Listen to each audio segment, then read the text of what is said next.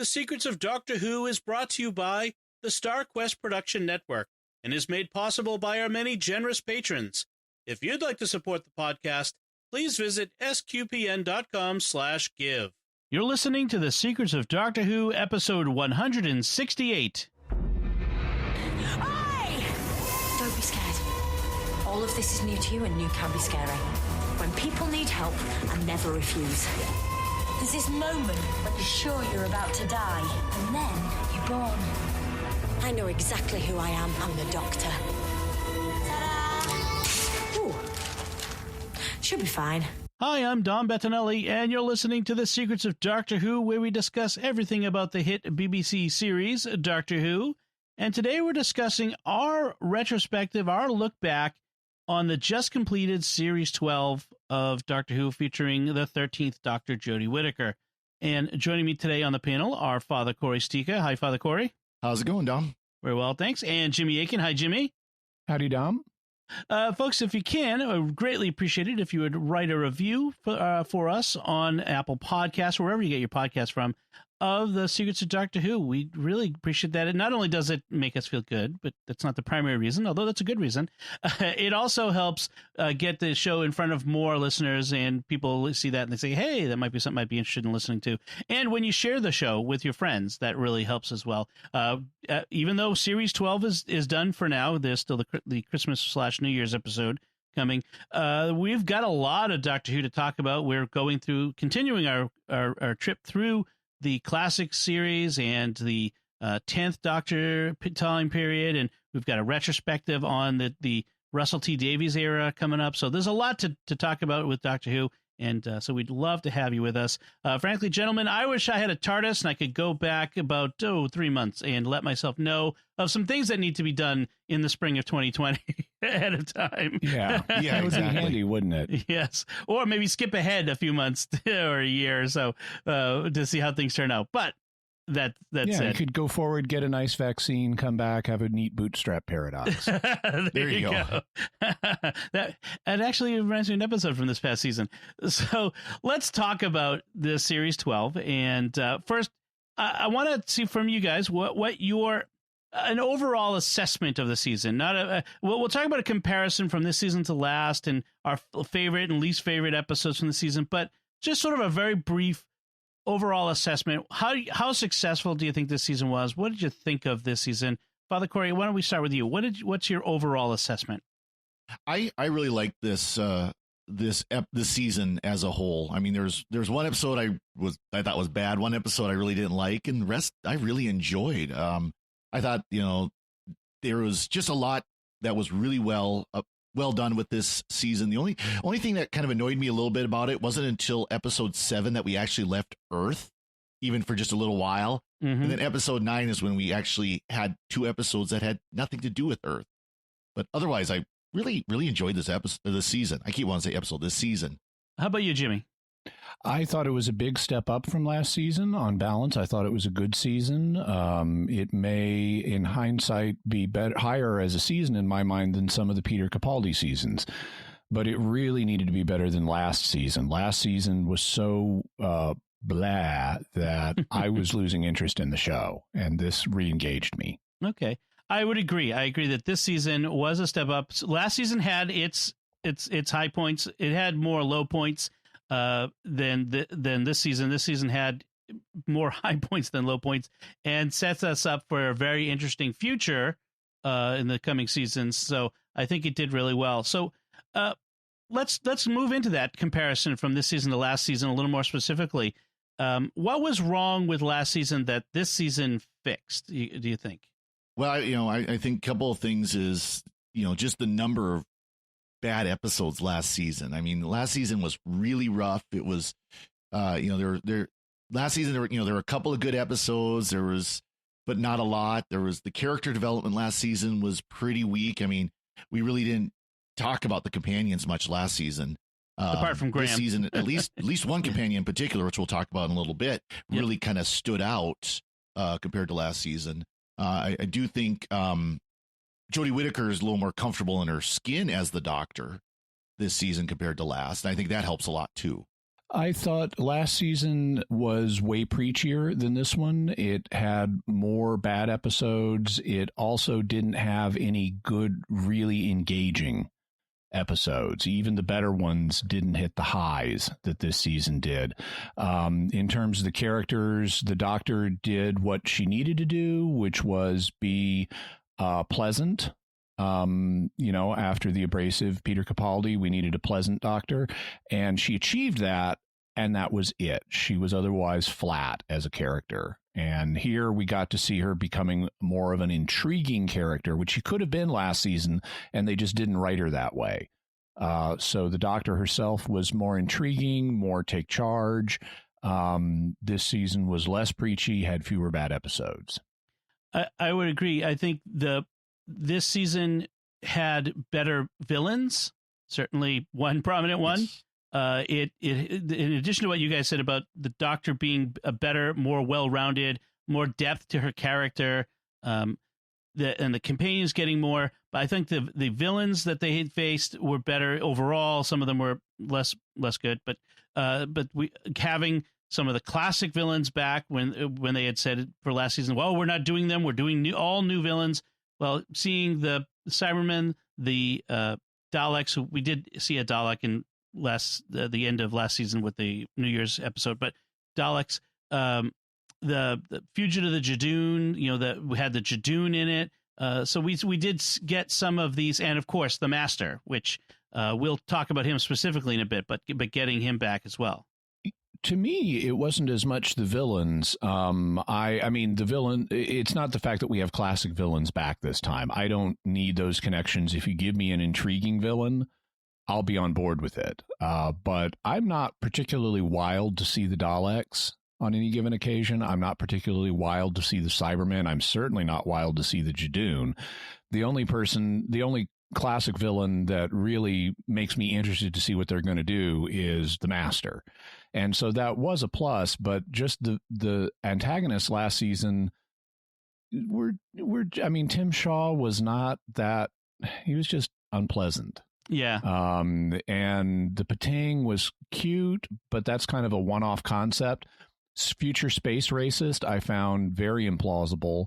And a lot of the rest were just like random things, like the floating rags from the Ghost Monument and stuff. It's like King James. There's King James. There's not a lot there. Yeah. What I liked with the bringing back the villains is they brought them back in, especially the Cybermen and the Master, in interesting ways. That they didn't just drop them in again, but the Cybermen became interesting again. There was a new twist on them that made sense. For me, the lone Cyberman was a good addition. Mm-hmm. Yeah. Yes. All right. So that's an interesting comparison to last season to this season. Let's talk more about this season. And, the obvious first step is we could rate them, but some of that's usually arbitrary. So let's just talk about our favorite episodes and our least favorite episodes. Let's start with the easy one. Your least favorite episode, Father Corey. Can we just do a count of 3? 1, 2, 3. Orphan 55. Yeah. I think we're all in agreement. Orphan 55. Jimmy, was that your least favorite? Oh, very definitely. Orphan 55 was the worst episode of this season. Okay, yeah, I agree. I mean, we went over that in our Orphan 55 episode. It was way too preachy, way breaking the fourth wall preachy. There were too many elements that didn't work. There were aspects of it that could have been good, but yeah, it just didn't work.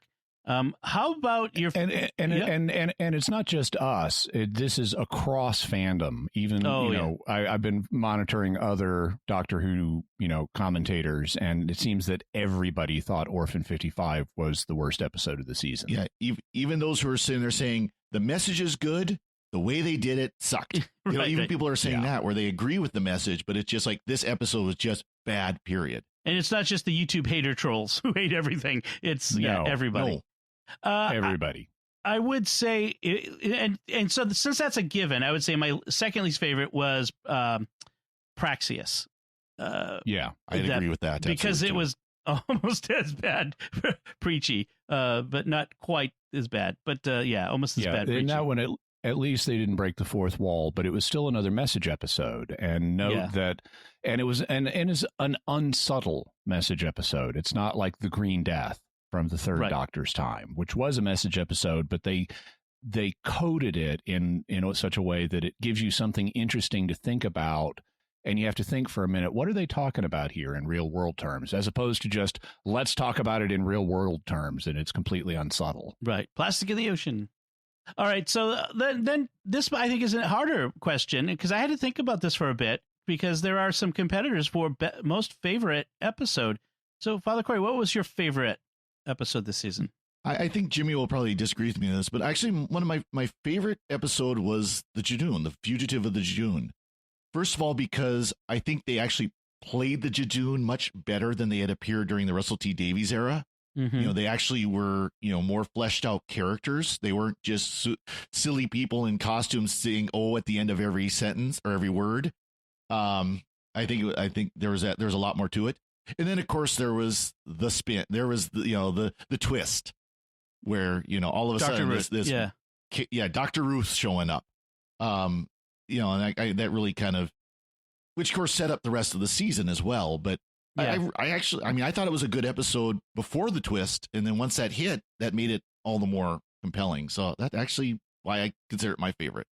For me, I had certain episodes that were my favorites. There were the standout episodes for me, and that included Spyfall Part 1 and 2. Also, The Haunting of Vio Diodati, and the 3-part ending, Haunting of Vio Diodati, Ascension of the Cybermen, and the Timeless Children. But for me, the favorite was Fugitive of the Judoon. I agree with Father Cory that the Judoon were handled better here than they have been, except their very first appearance. This was kind of a return to form of them, of being the space rent-a-cops. And so I did like the way they were handled there. The main thing, though, is the twist. I mean, we get to meet Ruth, we get to meet her husband, we get to like them both, and then wham, she's the doctor, and there's that police box. That made the fact I didn't know for a fact that's what was coming was what really set that one apart and made it the best of the season for me. I then, second best, Timeless Children, where we get confirmation that, yes, all this stuff that I've thought for years based on the various clues that have been dropped, they have adopted it all as canonical.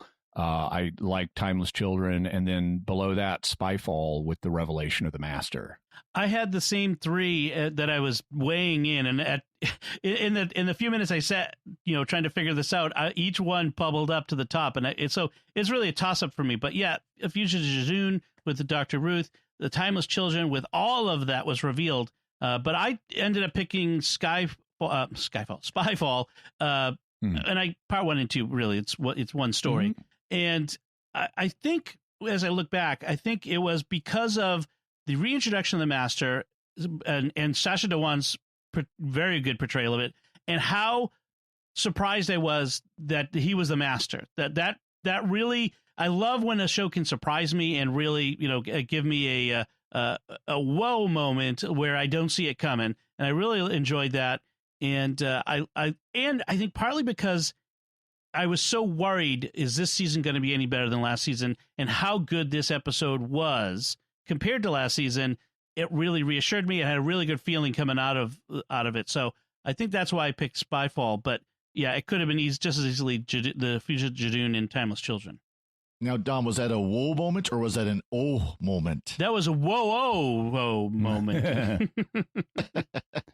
So that leaves us with a few other individual episodes we haven't mentioned. Nikola Tesla's Night of Terror, I thought, was just kind of middling. Yeah. I liked Nikola Tesla and Thomas Edison, but it was just kind of a middling episode. Then we had Can You Hear Me, the nightmare episode with Zelen and Storm. Mm-hmm. And that was another just kind of middling episode. And it had a particularly weak ending because we had that 9-minute after school special about mental health at the end that had not been properly set up in the previous 40 minutes. Right. I agree with that. Yep. Can You Hear Me had a lot of potential. There was some very interesting mythology going on in there. But yeah, that it was a very weak ending, again, more preaching that just didn't connect. And that was, I think, undermined it. I think the tragedy with stuff like that is they could have told so many times we say they could have told those stories better and told the same message better, but they didn't. Yeah.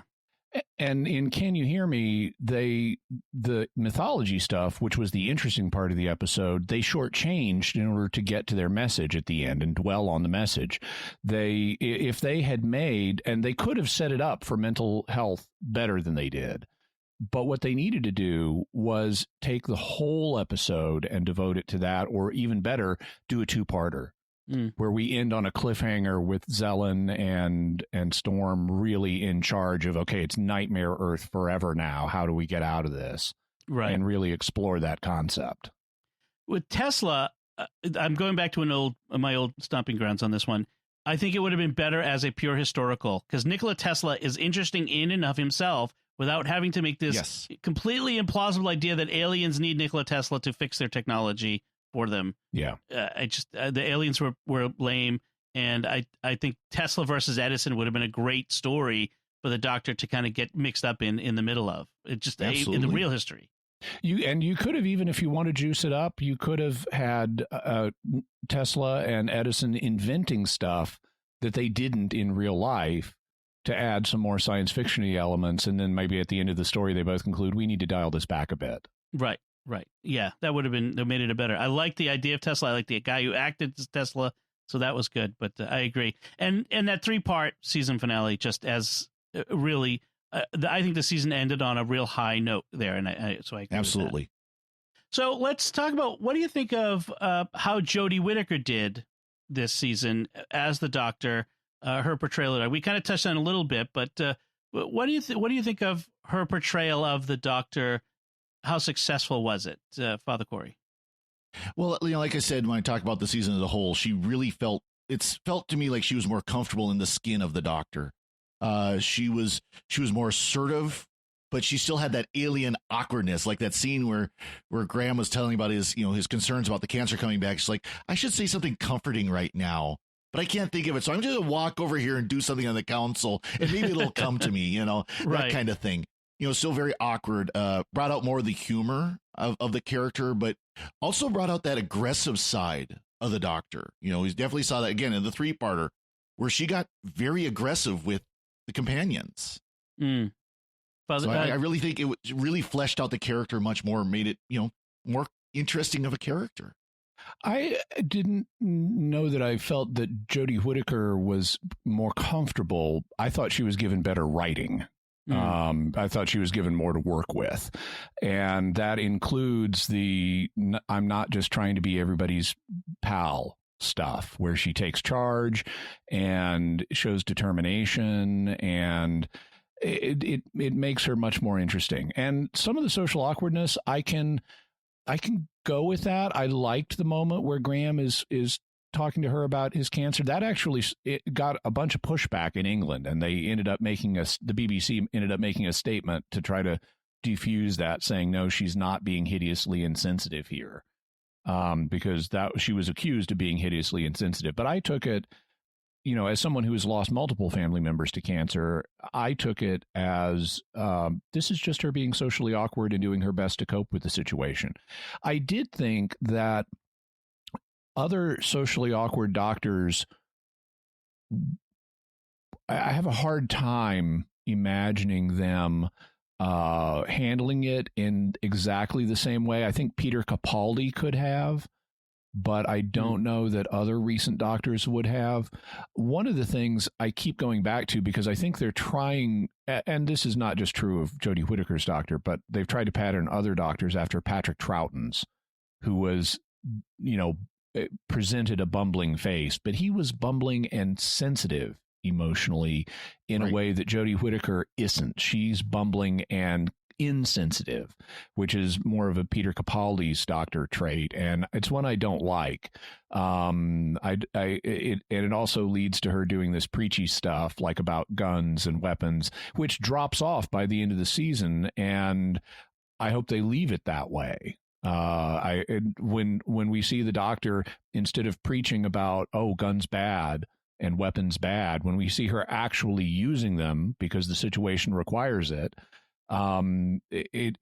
she's not irritating in the way she was before. Because before, it's like I don't have a problem with characters that don't use guns, like Batman. You know, he's got a personal gun ethic, but he's good enough. He doesn't need to use guns. He doesn't expect Gotham City police not to use guns, and he doesn't preach to them about it. So I would be fine going forward with the doctor saying, look, in my experience, I haven't needed to use them. Don't want to brag, but I haven't found it necessary in most cases. So we're not going to use them unless it's a real emergency. But I'm also not going to preach to everybody else like you're morally inferior because you're not as clever as I am in figuring ways to avoid using guns. So from my point on the doctor's awkwardness, I feel like that there has been this, that Chibnall really wants, that he sees the fan base a particular way, that there are a lot of fans who tend to be socially awkward, who, and that's what they identify with in the doctor, the alienness, so folks who are sometimes I said on the spectrum or just socially awkward, however you want to put it. And they've kind of played that up with Jodie's doctor. They make her a little more vulnerable, a little more approachable than Capaldi. I think by the end of the season, though, I really like how the doctor has evolved a bit, and I'm very curious to see where she's going to go in the next season, given the things that have been revealed about her. Does this free her up some? Does this it going to cause her continued angst? This lack of knowing, and certainly given the destruction of Gallifrey, which has not been reversed, what does this do for her? So seeing her as at the end of the season, very different than she was at the beginning, and I'm very curious to see where that goes. So let's go through the companions and talk a little about the companion and the actor. So we could combine our comments. And I want to start with my favorite, which is Graham, played by Bradley Walsh. How do you guys think? Hey, he's not your favorite. He's my favorite. No. He's mine. I picked him first. As the one who's leading this discussion, I'm going to choose him first. So I have him on the draft. No. So, Jimmy, what do you want to say about how Graham and / Bradley Walsh did this season? I think Graham was not given as much to do this season. He didn't shine for me the way he did last season. And I don't think that's the actor's fault. I think he just wasn't given as much to work with. And he wasn't in particular given as much humor. That's one of the nice things about Graham's character is he brings more humor into these situations. And I think they were trying to put more of a focus on Ryan and Yaz, and Graham's character suffered as a result. That was a criticism of last season, was that Yaz didn't get as much focus as Graham and Ryan. And I think there's only so much time. And I think, you're right, that they took that time from Graham and gave it to Yaz a bit in this season. Well, I mean, I think he did when he was on scene. I wrote down, that if he's on scene, there's going to be a great one-liner coming soon, and he did a good job. The actor, obviously, Bradley Walsh, did a good job of using the time that he had to flesh out the character a little more. I think it did help, though, that Graham was so well developed last season that this season he was more familiar. So maybe he didn't need as much time on screen. He had some great one-liners, though. He had some great humorous moments that, that really fit the character well. And so, he very much my favorite character. I think, if there is to be one of the companions leaving before next season, I hope it's not him. Let's just put it that way. Okay. What do we think about Yaz, and played by Mandip Gill, and because she got a lot more of the focus this season? What do we think about that companion and the actress? Father Corey? They did try to develop her more. I still think there's more potential there. It's kind of sad where they had that whole scene about how she's this great go-getter person, and then it's like, when did we see that all season? Oh, yeah. The next scene, right. The scene after he says that we see her do this, and it's like they tried to make her more the go-getter, take charge, take command. Saw a little bit of that during the season, and it wasn't like until the very end where she's the first to charge into the portal to Gallifrey. Right. And we do see her in Can You Hear Me, where she gets more depth to her backstory. But again, as we had discussed, it felt a little bit bolted on. But we do find a little bit more about her. Also, all we found out was she's an angsty teenager. It's like, okay, that's everybody's backstory. Right. This is true. Although we see why she ended up becoming a police officer was this inspiration from this police officer who helped her as a teen. That's not a lot to work with. I grant that, but yeah. Jimmy, so what do you think of Yaz in general this season? I thought they gave the actress more to work with, and that's good. I did not like the speech that Father Corey alludes to, where Graham is just fawning over her and telling her how great she is when we haven't been shown that. I don't need this speech. Show me Yaz being great, and I'll be happy, and we can skip the speech. Right.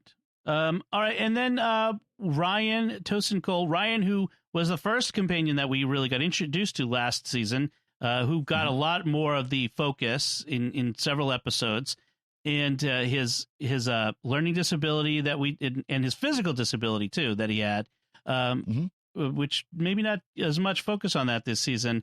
What do you think of how Ryan the character, and Tosin Cole the actor did this season? I haven't seen this actor in other contexts, so I don't know how Tosin Cole normally does, but I don't like Ryan as a character because the way he's written, he always mopes, and he never gets to experience. I mean, for a brief moment in The Timeless Children, he gets a moment of triumph and that's just over the top macho strutting. You know, it's like, yeah, I use my basketball skills to kill Cybermen. I want to see characters that are having, a good time. And Ryan, whenever he gets dialogue, he's mopey and complaining, and he's a wet rag as a character. I agree with a lot of that. I put down he's the weakest companion. He seems like he's in the background too often. I want to like him. Some of the scenes where he has, I can't laugh. Some of the scenes where he's had those successes with the basket bomb, and I'm going to start calling it that. It's the basket that's bomb. Nice. I like that. Yeah. Where he had those successes. You see him as a character who could be fun, enjoyable, exciting, and he just kind of sits in the background, like you said, Jimmy. He kind of sits there and mopes. Yeah, it's. I want to like him too. I don't hate him. I mean, he's not. I even wanted to like Adric, but it's really hard. But boy, that's a work of mercy right there. Yeah, but they just don't give him positive stuff, and he's written. I think partly. I think that this is another area where representation is hurting this show. Because they've given each one of the companions some cross they're carrying. In Ryan's case, it's his dour personality and his dyspraxia and learning. He's not the smartest guy. I don't know if he technically has a learning disability. I don't remember. But he's played as the least intelligent of the companions. Yaz, it turns out, had a emotionally rough teenagehood where she was apparently contemplating suicide. Graham has cancer in his past and is worrying about it coming back. And it feels like they're just throwing in these negative characteristics as crosses for the companions to have for people in the audience to relate to. And I don't need escapist fiction to have someone who's like me in various ways. And it feels like they're ticking boxes here in a way they didn't with classic companions. The classic companions like Romana didn't have disabilities. Tegan didn't have disabilities. Sarah Jane, well, the mouth, but that's a character trait. It's not a disability in the socially, classifiable sense. Sarah Jane didn't have disabilities. Leela didn't have disabilities. Jamie and Zoe didn't have disabilities. Susan, Ian, and Barbara didn't have disabilities. So you can have compelling, well-crafted characters that aren't dealing with personal baggage and make them exciting, fun people to travel along with.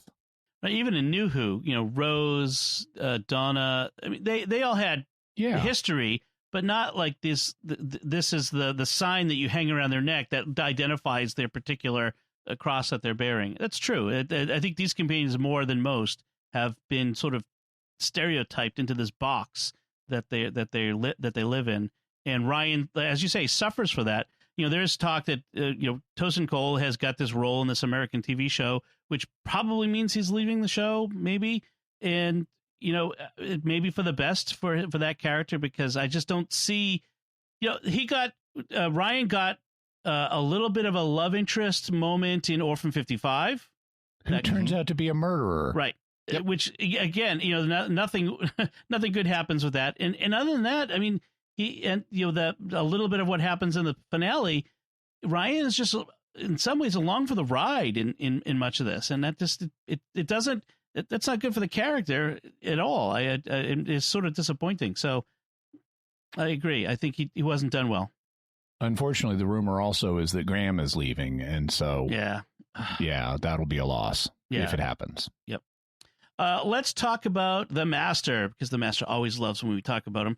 Let's talk about the Master as O and Sacha Dhawan. What did you think of the Master this season, Father Corey? I think the phrase is chewing up the scenery. Yes, in a good way. He was, and in a good way, because he was manic, but not to the level of John Simm, in my opinion. I don't think he was quite to that level, because he had just enough control that he played along with the Doctor in Spyfall until that moment where she goes, "Oh," he had just enough control to do it, and that's the Master, where he can control himself and then he just explodes, and I was gonna say, and he's a real foil for the Doctor. He's capable enough. Yeah. So I thought he was a great choice. I thought he played him very well. And by the way, speaking of O, Picard has Commodore O. Yes. Yeah, I mentioned that in a recent episode. Yeah, what is it with the O's? No, I thought he's a great choice for the Master. I can't wait to see more from him, because he's a good one. I really loved Sacha Dhawan's portrayal of the Master. I loved his performance. I loved the way he was written. I thought it was great. I really liked the fact we got to meet him before suspecting he was the Master, and like him before he was the Master. Before he was revealed. I like his performance of the Master. It feels different from other Masters, but also similar. What I would like to see more of with him in the future is, because after he's revealed, he's clearly still having fun with being a villain, and that's important for the Master, but he doesn't have the niceness that he did when he was portraying himself as O. And one of the things I love about the Master is sometimes the Master can work together with the Doctor, and sometimes the Master can be reasonable. Even if the Master is, like the Scorpion who's going to sting you in the end, he's not in that mode all the time. And so going all the way back to Roger Delgado's Master, the original, he could work with the Doctor, and it was clear they were friends. Then as we move forward, we have, Anthony Ainley's Master occasionally working with the Doctor. We had Missy not only working with the Doctor, but being positively rehabilitated. Mm-hmm. And I want to see more of O in the Master's personality. I don't want him to just be, haha, Doctor, it's revenge time. Right. I'd like to see him being more, showing the good side of the Master more. They certainly really doubled down on the Master as self-destructive and sort of uncaring, whether, in some ways, not really caring if he lives or dies through a thing, but if he's going to live, mm-hmm. he's going to do it dastardly. They had a tough climb, they had a tough challenge following Missy. Missy was so very popular, such a great Master, that I think it was very dangerous ground to bring back the Master after that. I think it was a resounding success. I do obviously want to see this Sacha Dhawan come back as the Master, and I want to see how that plays out, how the Master may have changed. My guess is, given how they've written him so far, he's not going to change much. They're not going to dial it back any. And that would be a limitation in the writing. Yeah. One of the things Big Finish has found and has been very successful with is if you're going to write stories about the Master, you need that ability to sympathize with the Master. And we don't have much of it with the current mode of Sacha Dhawan's Master. You need to be able to, in order to like write stories about the Master, and I want my Sacha Dhawan box set from Big Finish. Yeah, exactly. But when they get around to that, it's going to have to be, you can sympathize with the Master for most of the story. But then there's going to be, he does something bad. And that's the right way to write this character. And I think the show should emulate that writing style with the Master. I think it makes the Master more sinister and villainous when he gets you to like him and then turns the tables on you yet again, which is what he does to the Doctor. If he's mustache twirling all the time, he's less interesting as a character. Right. Well, and then you get kind of the turn again when they're in the Matrix, and you can almost see the pain of the Master having to face these issues that he found with the Doctor and the Timeless Child and all that. That it's not just an evil twirling villain, but that this is actually causing him emotional pain. Right. Going through learning all this stuff about the Time Lords and where they came from and everything, where that's another little twist that they threw into the character. Now, speaking of the Master, he ostensibly dies at the end of this episode. And by the way, notice they didn't give us any explanation of how he came back after Missy, because she was apparently dead and not regenerating the way they set that up. And some fans have said, oh, maybe Sacha Dhawan's Master is therefore earlier than the Missy and John Sims Masters. But it's like, no, you don't need to headcanon this. The Master just comes back. He just always comes all the back. time. Yes. Don't worry about how it happens. So even though he died, he's certainly coming back. What I want to know is, will the Cyber Masters come back with him? Because they introduce this concept and they really build it up. These regenerating Cybermen, as that's a huge threat. We don't get to see that threat in action in this episode. And part of the writer in me says they really should not just throw that to one side. The problem is that how do we then explain when they use the death particle, how do we explain the Cyber Lords coming back? I understand how the Master can come back because he's the Master, but will the Cyber Lords come back? And if so, how do you defeat them? Because you've already used the only obvious weapon to take them out, which is something that destroys all organic matter. Well, let's start looking forward and doing a little prediction and talking about the direction of the show. What do you think? Does Gallifrey come back? Or is Gallifrey and the Time Lords dead, never coming back dead? What do you think? Never say never. Never seen. Yeah, I mean, we pretty much figured that Gallifrey was dead when they rebooted the series in 2005. They made it clear Gallifrey was dead when they rebooted the series in 2005. And guess what? Gallifrey came back. Right. Yeah. So it'll come back some way, somehow. They'll figure some retcon loophole somewhere to get it back. Time can be rewritten. All someone with a TARDIS has to do is go back and stop the Master from killing everyone. Right. Yeah. I mean, which maybe that just one way off the top of my head. Let's not assume that Gallifrey's gone forever. It might be gone for a season or two, but it'll be back. It may be gone for the rest of Chris Chibnall's run if he just doesn't like the concept, but it'll be back in the future at some point. And it may be the way that they also kill the Cyber Lords if they ever come back as well, by rewriting the history. Mm-hmm. I mean, you could also do like a new Gallifrey or something where, this planet Gallifrey is gone, but some Time Lords were off planet, and now we have new Gallifrey. Yeah. True. And I really like your suggestion, Dom. That is another way to defeat the cyber masters or cyber lords. And that would be an emotionally satisfying payoff.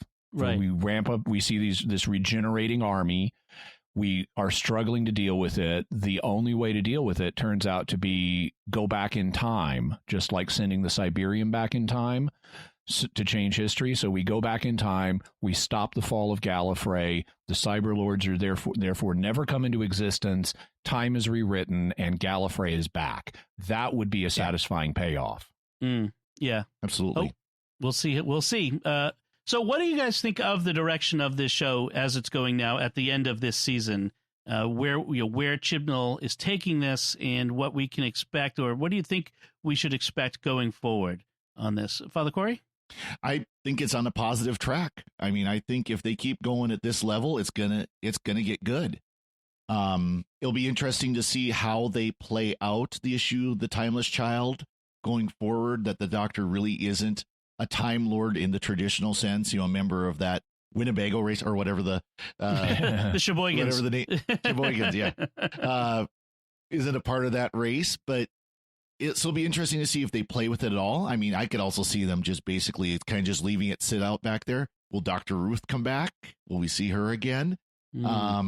So I think there's a lot of potential. The question is going to be what's going to happen with the companions. I'm sorry, I still can't call them the fam. They're companions. They're companions. Is Ryan coming back? Is Graham coming back? Is Yaz coming back? I could see all three companions leaving. I mean, there's nothing to say that won't happen. Yeah, they will be back for the Christmas special, but beyond that is the question. Exactly. So, I mean, I think there's a lot of open there. It'll be interesting to see how they go forward. We do know, obviously, that Jodie Whittaker's coming back for season 13, so we know she'll be back for sure. But I think if they can continue on this track, I think we're in for another good season next year. How about you, Jimmy? I think that obviously, I think that the series has in a good direction, and I think it bodes well for next season because Chris Chibnall had a master plan that he told to the BBC when he became showrunner. Well, yeah. And so the first act was let's get to know the new Doctor, but everything is new. So that's how we build audience. Mm-hmm. The second act is now we pull the trigger. We have the rising action. We find the Doctor's history is not what she thought. And that the logics of dramatics then tell us that the next season should be climax or rising action. I mean, it may or may not include the climax of the arc, but it should be rising action in the arc at least. So we should have more interaction on these questions next season. If you just let them drop, then it's kind of what was the point of that? So hopefully Dr. Ruth will be back. And also, I want my Dr. Ruth box set. Yes. Because I almost mentioned this earlier in talking about how did the actress playing the Doctor do. We need to talk about the other actress playing the Doctor. She did awesome. Yes. She was a more interesting Doctor than Jodie Whittaker. I want more of her. Right. So I really hope Dr. Ruth will be back. I think it would be a mistake in the writing to just drop her. We may also get to see other incarnations of the Doctor down the line. And by the way, speaking of incarnations, I did a count based on everything they showed us in the previous, in the Timeless Children. And by the way, what is up with the plural Timeless Children? There's only one Timeless Child by the end of that episode. That's true. They didn't establish anyone else as a timeless child, but I counted the regenerations, and there have been 31 regenerations they've now shown us on screen, 15 of which have been chronicled on the show, starting with William Hartnell. But I want to see what happens. The dramatics require more explanation of this. We also require seeing the Cyberlords again, even though that means Kosharmas failed in his mission to kill them for reasons. And so I'm interested to see what happens, but as always with Chris Chibnall, I'm apprehensive. Right. All right, let's move to this part of the show. We want to talk about feedback from listeners. We've got a lot of great feedback on the last two episodes, and then something a little more general, some audio feedback I want to play for you. But let's start with some feedback we got on episode 166, The Ascension of the Cybermen. Emma Kroik on Facebook writes, this episode wasn't actually the first time in New Who to mention the Cybermen's aversion to gold. It was also a relatively small mention in the Matt Smith episode Nightmare in Silver. 11 has a golden ticket for the Hedgewick theme park, and the cyber planner gets into the Doctor's brain, so he temporarily stuns it by sticking the golden ticket to his face. So that's an implicit... Yeah, so that was good. That's a nice deep cut reference there, Emma. Thank you. Les Hammer on Facebook writes, the concept of Cybermen seems to be self-defeating.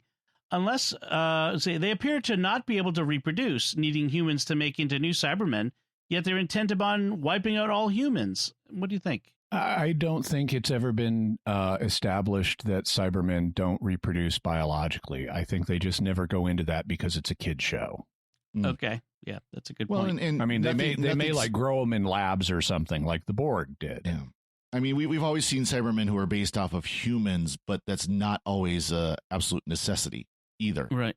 And that the lone Cyberman was all along, he was going for destroy everything everywhere. So, I mean, he seemed to be about annihilating everything. And he didn't seem rational in that sense. So the fact that they were wiping out all humans, I don't think that necessarily had to be a rational decision. Well, he wanted to turn the Cybermen into robots anyways, so completely computer control, no biological whatsoever. So right. And to be fair to Les, his comment came before we found that out, so I should point that out.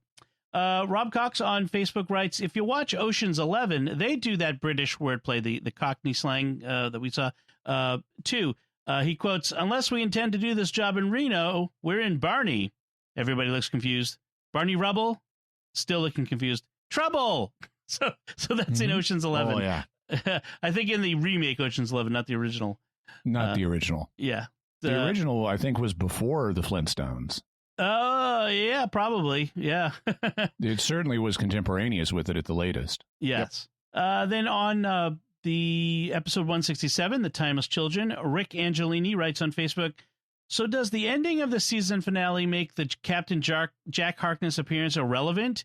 He had a single warning for the Doctor that seems to have played to its conclusion. You know, don't give the lone Cyberman what he wants. Well, he got what he wanted, so it sort of made Jack's whole contribution useless. What do you think? Pretty much. I mean, Jack obviously tried it, but it didn't work. I think it depends on what you mean by irrelevant. That was always a Cassandra warning. Cassandra was a Greek or prophetess in Greek mythology who would make predictions, but she was like cursed. People wouldn't believe her. And so you have a regular trope in fiction as a way of building drama. Somebody prophesies the thing that must not happen, and then it happens anyway. And so I always took this as that's a Cassandra warning. You know, the lone Cyberman, whoever that is very likely to get what he wants. This is just to raise the significance of it when it happens. So we know there will be consequences if you give it what it wants, that it will be really bad. So from that perspective, I don't think it was irrelevant, but is it irrelevant in the sense of the Cyberman got what he wanted? Oh, yeah, it is in that sense. What do you guys think of the inclusion of Jack this season in that episode? Stunt casting, stunt cameo? I think a little bit of that, because then they could play up the fact, oh, he's coming back. John Barrowman's coming back, and goose the ratings. A big deal out of it. Yeah, it's also a fake out because they had wanted to advertise that there is a big twist in Fugitive of the June, but they didn't want to let the public know what the big twist was, and that way you get more viewers on that episode if they know there's a twist coming, but you don't want them to see the twist coming once they start watching, so you include a fake out early. It's like when in Star Trek II, Spock apparently dies in a simulation at the beginning of the episode, so that would take care of all the rumors. Oh, Spock is going to die in this. And then, it was just in a simulation. And then, for reals, he dies later. In the same way, he's like, ooh, big twist coming. Hey, here's Jack. And then, oh, wait, that wasn't the big twist. So I think it was misdirection. Now, I do want to say, why do I have a feeling that when Captain Jack returns next season, as we've been told he will be back next season, he's first of all going to hit on the Doctor and then say, why didn't you listen to me? Right. That's probably how he will be introduced. Amy Flowers writes on Facebook, I was rather pleased to hear Jimmy mention comic books. I've made that comparison between this latest Doctor Who development and comics' constant rebooting. It felt good to be thinking along the same lines. And I'm with Jimmy, too. I would like the big finish Ruth Doctor dramas, please and thank you. But we just already mentioned that. But yeah. But yeah, the Doctor Who is like a comic book. It's constantly rebooting, constantly bringing things back to a beginning and restarting without a whole lot of concern for the overall historic canon for things. So yeah, and it's not like, you know, when comic book readers are used to things, even if they don't like what's happening with Batman now, they don't go, oh, Batman is ruined forever, Batman is dead. And it's like, no, wait 5 years, it'll be fine. Right. And besides, they already did that with Superman. Yes, Superman is dead. Yeah. Brian Roberts writes on Facebook, as someone not from Yorkshire, but having lived in Sheffield for 23 years, Yaz is saying her comment is a love letter, where she had that understated comment, rings completely true. If someone from Yorkshire said I wasn't a completely terrible human being, I'd worry they were about to make a pass at me. That's great, Brian. Thank you. I really do appreciate that, and I'm not making a pass at you. Also, again, from Les Hammer, who writes on our Facebook page, on our website at sqpn.com, asked, what if the Master was Tecteun, the Sheboygan, who was the adoptive parent of the Timeless Child? Then killing the Timeless Child to force regeneration would be consistent with the Master's character. What do you think? The Master is Tecteun? That would be an interesting twist. It'd be an interesting twist, but I think they would have revealed that if so. Yeah, it would have been hard to justify, because then the Master would know all the stuff that was lost. Yeah, the Master also, so let's think about this for a second. He would have, on the one hand, you might say, okay, well, if he was Tecteun, it would undercut the anguish he feels at having part of the Doctor in him, because he was the one who put that part in him. Yeah. But if he's been mind wiped also, that can flip. There could be a deeper thing there for his rage. It's like, I did this to myself and I didn't even know it, and I hate it now. I regret that decision. So that's an interesting thing. By the way, another possibility that some have pointed out that the ending of this season may relate to is the hybrid from a couple of seasons ago, the Peter Capaldi thing. The hybrid was a prophecy that there would be a hybrid between two warrior races who would stand on the surface of Gallifrey and break a billion hearts while trying to heal its own. And they threw out a number of possibilities for what the hybrid could be, but this sets up another one.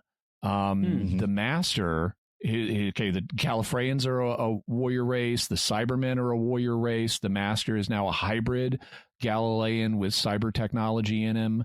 And he's clearly got a broken heart that he's trying to heal. And if he uses his cyber army, he could be breaking a billion others. And notice he's standing on the ruins of Gallifrey. Interesting. That's because that was never definitively. That loop was never definitively closed on the hybrid. Arvis Conti writes on YouTube, if the Doctor was a foundling, then the Doctor may not be the last of its kind. Walking through that vortex to the other dimension could contain worlds of Doctors. The Master is the last of his kind, as there are no more Gallifreyans. And he says, sorry, Jimmy, Tecteun definitely killed the Doctor multiple times to unlock the secret of regeneration.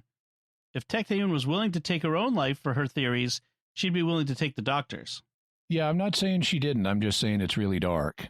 Yeah, it is. It is. Yeah, I think that's something interesting. I didn't even think about that for next season. They could explore so where is the Doctor's real family? Yeah. Real home. Where's the real fam? I'm sure that'll be addressed eventually. I don't know it'll be addressed in Chris Chibnall's time, because I think what he's trying to do is reset the status quo prime, where the show is now on the same footing as it was in the beginning. We don't know who the Doctor's people is. Right. She's just a traveler in time and space. Yeah, maybe in E-space. I'm just talking out of nothing. I don't know anything about that part of the classic. I only know the term. She's actually Adric? No! So nothing good comes from E-space. I think Nathaniel said that in the Gospel of John.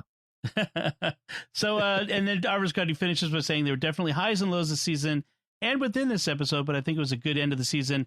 Dom, Jimmy, and Father Cory, thank you for another series. I look forward to the off-season podcasts, especially the Classic Who, which I have little knowledge of. We are looking forward to that as well. We think you will enjoy it. We certainly have. And then Peter Saxby on Facebook writes, it was a good series of Doctor Who, just not an epic one. This Doctor seems like she's still learning about being the Doctor, like when they first regenerated, confused and not sure of herself, and doesn't have the screen presence of the previous Doctors.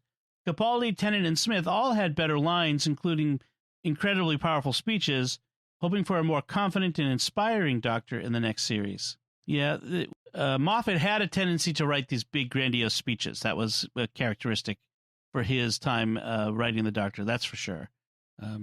What do you think? Is that something that's missing from this Doctor, the big speechifying? All I can think of is The Incredibles. You got me monologuing.